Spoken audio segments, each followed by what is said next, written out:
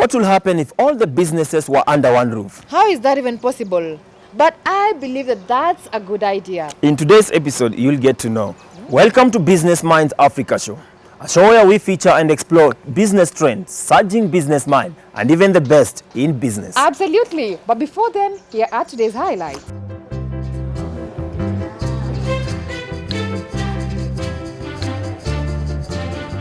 Co-working space phenomena and the growth of business in Africa. We pitch camp at the Nairobi garage. And on the trends, Kenyan entrepreneurs are winning. We bring you the Africa Plus Challenge. And in conversation with business minds, have you ever thought of becoming a global entrepreneur? We shouldn't just support anything African because it's African. We should support it because it's quality. I don't want to buy African, I want to buy quality African goods. Let's work together and explore how to break the glass to the world business arena. Welcome to today's show. We are your hosts, Rading Biko. I am June Musioka. Well, June, the idea of having many companies operating under the common office is actually taking Africa by storm. I hear it's the new nursery bed for businesses as they explode to growth. That's right. I went out to find out the Nairobi co-working space pioneers, the Nairobi garage. Listen up.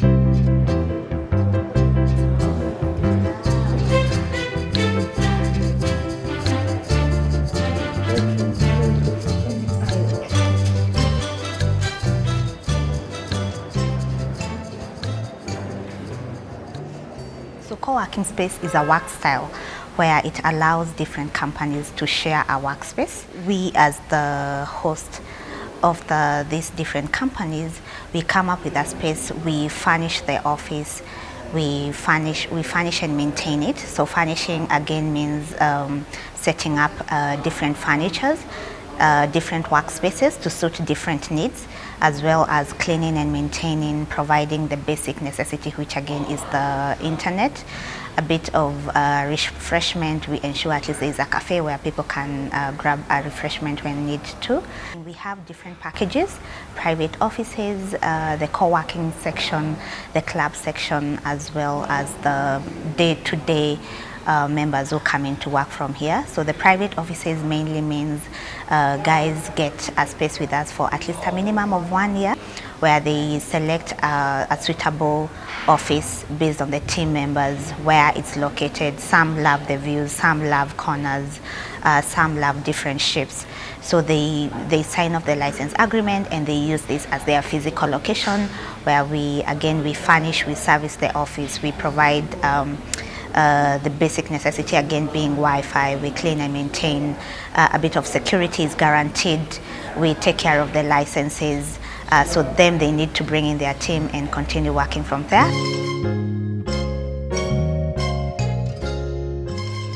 Then from the private offices, we have smaller teams of up to an individual who have their own companies. So such teams prefer working from the co-working section.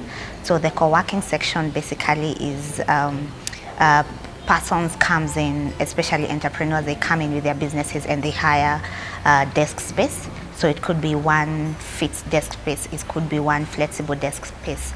So under the desk space, again, they renew on a month-to-month basis. So they use this location as their physical office location. So instead of people working from home, instead of people working from apartments, having to sign off, again, long-term lease, and they are only individuals of one, then they are able to save a lot of operation cost. And only get a desk with us and serves all the purpose. Again, we provide the club space. It's ideally our virtual office package. So we have companies, early stage startups, guys who love to be in an office setup, but their cash flow is not good enough to afford them a proper workspace. So we set up a very easy workspace where it's a cafeteria kind of sitting arrangement. However, it's an office environment where people pay a very affordable fee, at least $52 in a month. So they access the space from Monday to Friday, 9 a.m. till 5 p.m. Apart from early stage startups, we also focus, we also target professionals, people who are willing, or rather they are happy to work from their client's office, but once in a while they like to come and clear up some workload, do some short meetings, So instead of getting a permanent office with us, then they get something very flexible to only use when they are in need. We also get the likes of corporates who like to get some sort of membership with Nairobi Garage. So that's the kind of package they focus on. They already have an office set up somewhere else.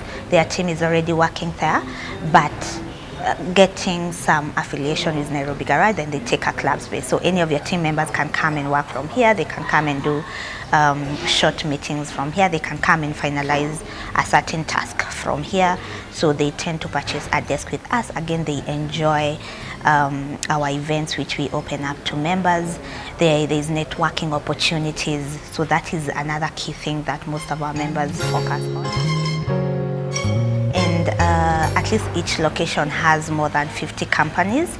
Again, these are companies from individuals to teams of, our largest team is currently having a team of 150. So we had the largest, which had a team of 50, until recently we got a company which it's a big corporate, but they wanted to be in a co-working setup. Due to their business model, they are targeting young, fresh graduates, so they want to be in a space that could already inspire them to be entrepreneurs, to grow in that line instead of looking for a job. And if they look for a job, well and good, they can also be entrepreneurs too.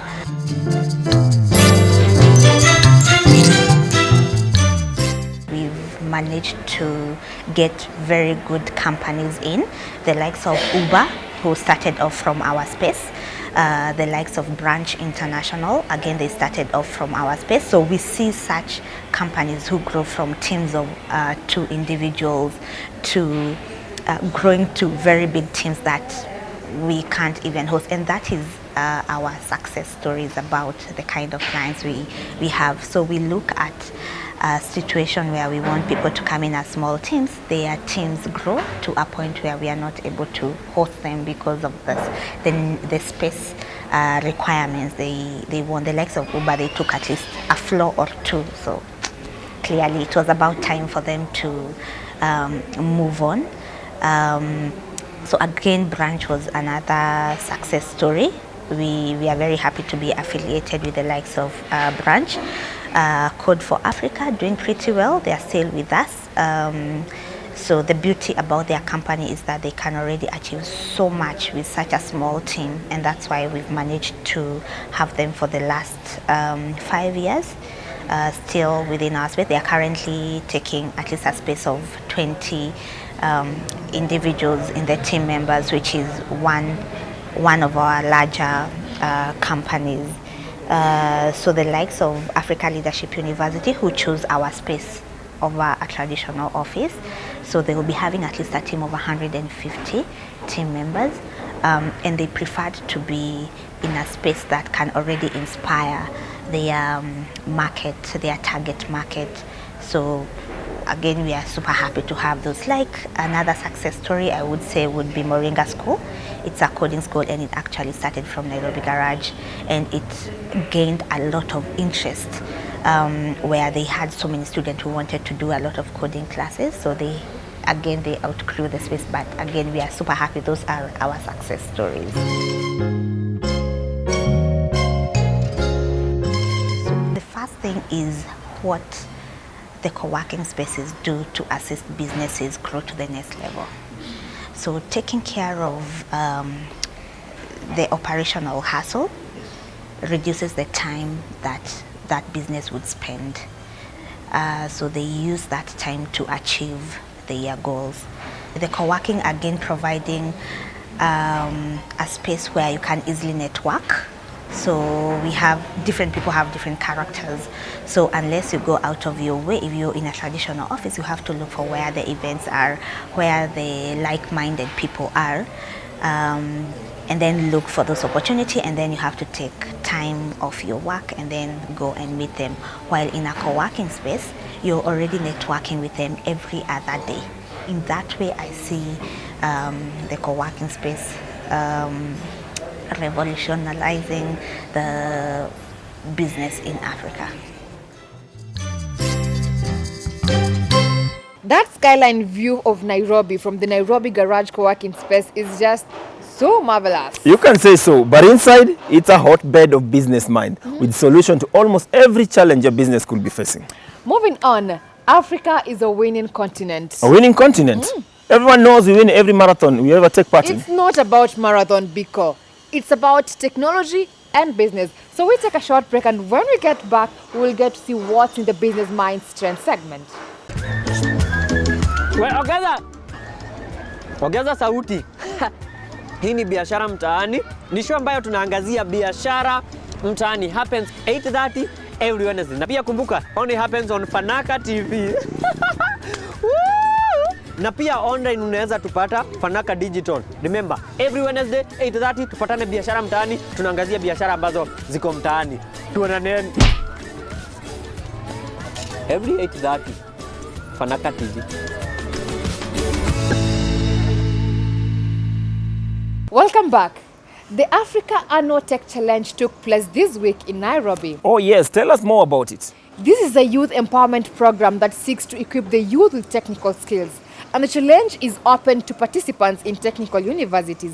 So I addressed the hotly contested AVIC International Africa Tech Challenge Season 5. And here is what I brought home for you. The Africa Tech Challenge is a youth empowerment project. It focuses on skills development and empowering the youth from various African states with much needed practical skills. Driven by AVIC International in conjunction with the Government of Kenya, through the Ministry of Education, it seeks to equip the youth with modern technical and thus employability skills.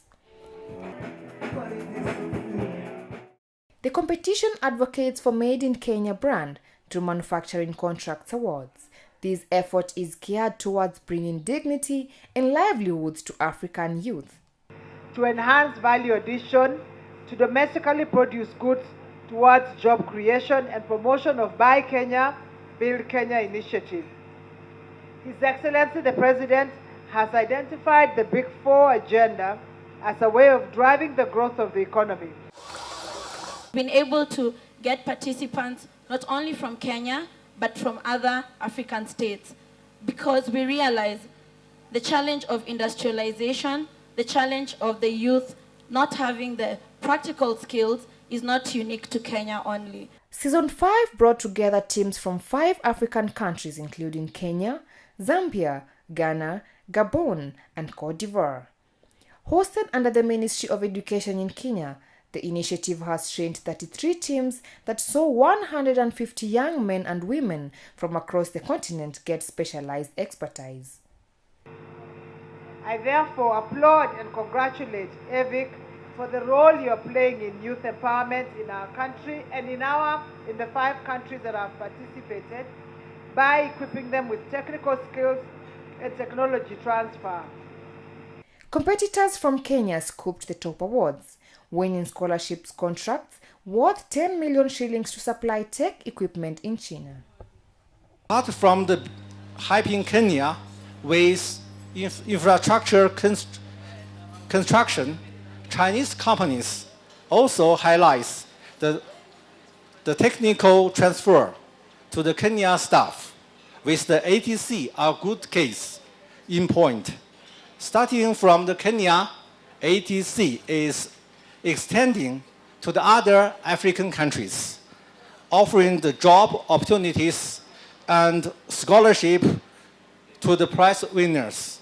So ATC is an example of the practical move taken by the Chinese companies to emphasize the Africa's human resource development, enhance the blood-making function of the Kenya and African manufacturing industry, and the Tech Africa to fish, teach Africa to fish instead of giving it a fish.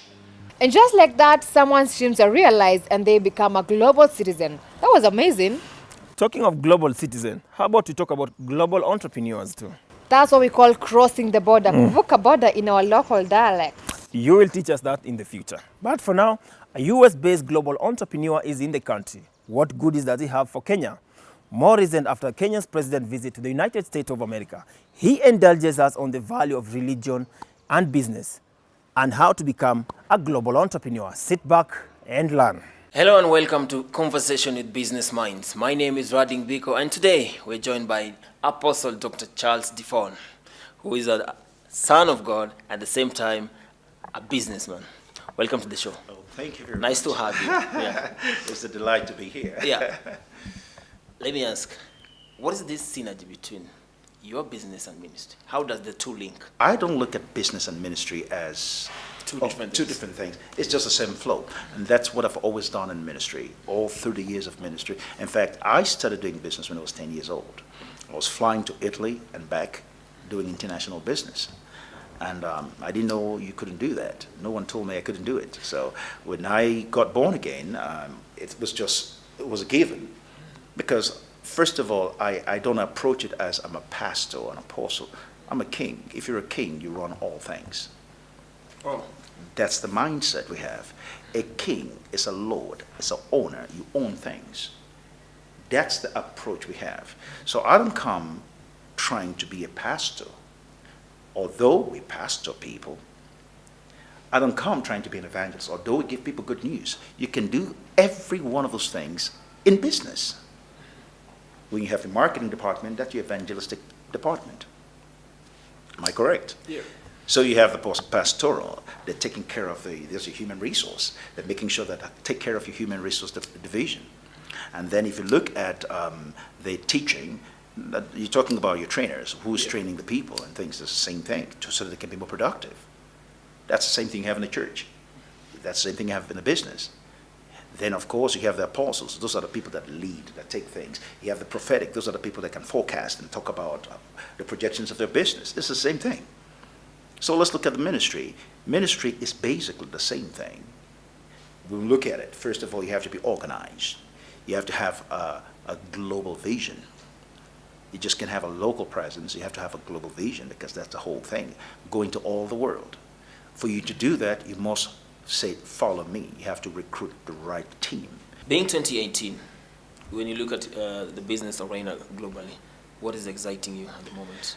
You know, what I like is how people are turning what I call the geek economy on its head. In other words, your side business becomes your main business. That means people are profiting without necessarily being a part of a big business.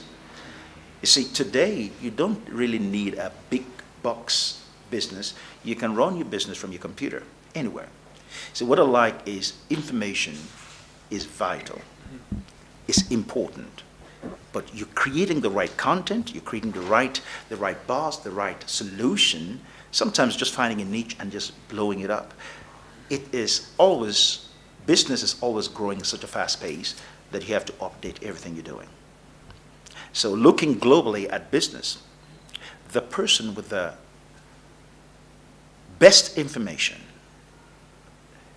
with the right information, the person that can see 10 years ahead is the one that should be leading. Most people are just running into businesses that everyone is doing. We should be the ones setting the trends, not following the trends. Basic thing in every business is not having a business plan, it's setting up systems. And looking at Africa today, every continent is trying to court Africa. Africa is the new El Dorado. That's right. As an investor, which sector of business would you put your money into? I like the idea economy. You see, that's a sector I put. They are people that can come up with great ideas from here. See, if I'm investing, I want to invest in ideas. The best resource you have is a human resource. Because today in Africa, in the past in Africa, it's been, if you have oil, you're a great country. But oil is going to run out. A lot of other economies have diversified the economies. They're not depending on natural resources. That sometimes is a big thing. People have gone into information technology and have come into, technology is always changing. You have different kinds of business. But ideas is really the new money. You know, you want to invest and increase, look for people with brilliant ideas. And as a business person, have you ever failed? Oh, of course, in business, if you don't fail, you're not really doing anything. You know, business, That's part of your learning process. You have to fail, try, adapt. You have to innovate. Innovation requires you to try things you've never done before.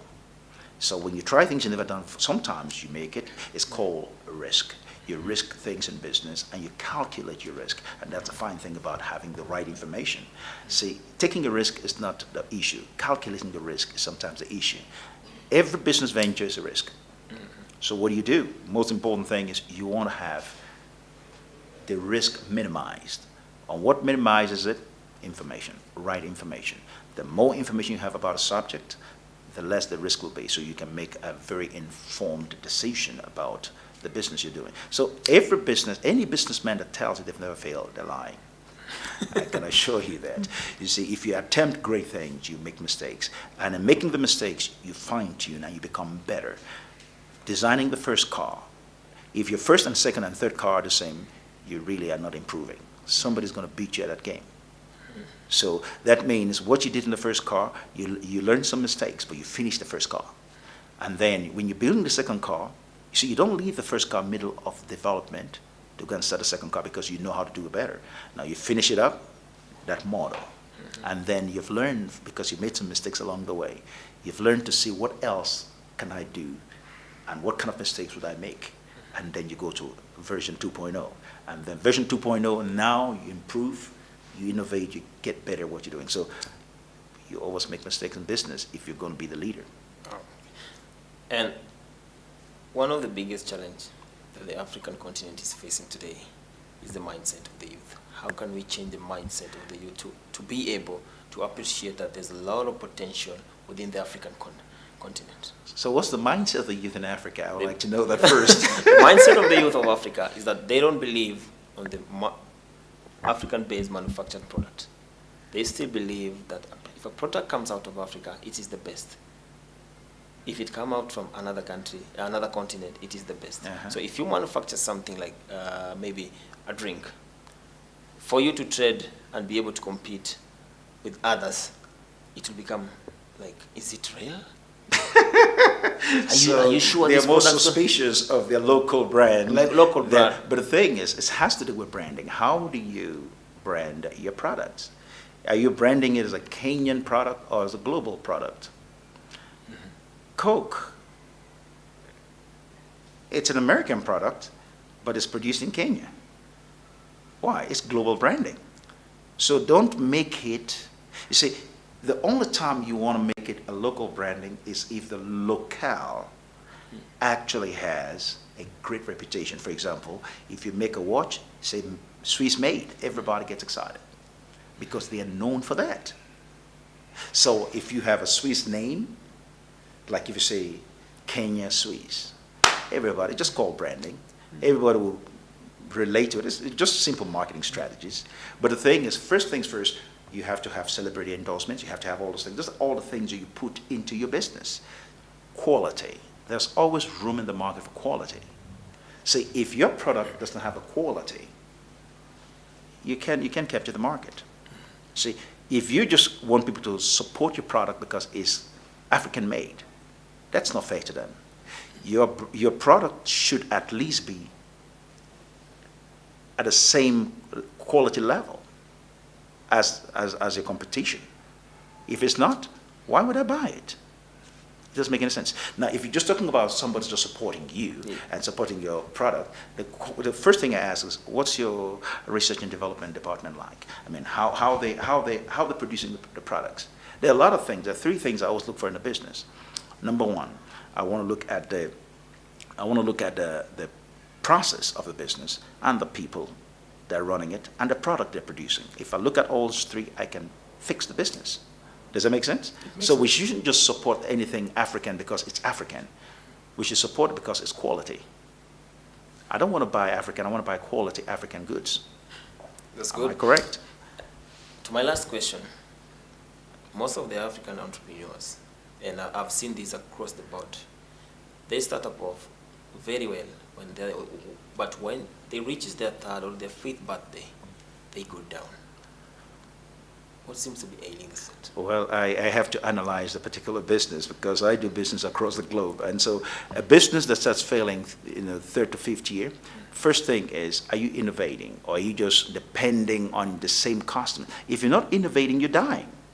So that means if the customer experience from year 1 to year 2 to year 3 is still the same, something is wrong. The customer's loyalty to you has to do with what perceived benefit they're receiving from you.